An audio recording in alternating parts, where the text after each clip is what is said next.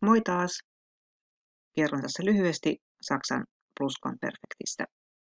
Kuten mä oon tähän kirjoittanut, niin pluskonperfekti on yleensä helppo aikamuoto. Siinä mielessä, että jos osaat perfektin ja olla-verbin imperfektin, niin yleensä osaat sitten myöskin sen pluskonperfektin. Katsotaan ensiksi tätä perfektiä täällä.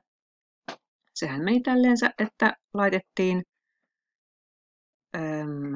ensin Saksassa joko haben tai sein sinne apuverbiksi.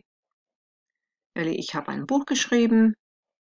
Tässä sen takia haben, että siellä on ihan tämmöinen tavallinen ei-liike tai olotilan muutosverbi.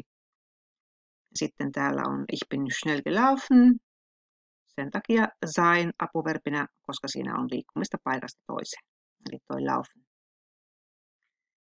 Sitten meidän piti perfektissä muistaa laittaa toi pääverbi tuonne loppuun ja tietenkin katsoa esimerkiksi, onko se epäsäännöllinen se verbi vai säännöllinen. Kun me mennään pluskonperfektin puolelle, niin ainoa muutos, mitä me tehdään, on todella se, että me laitetaan se apuverbi sinne imperfektiin. Eli haben muuttuu hatte muotoon ja ich bin sieltä muuttuu ich war.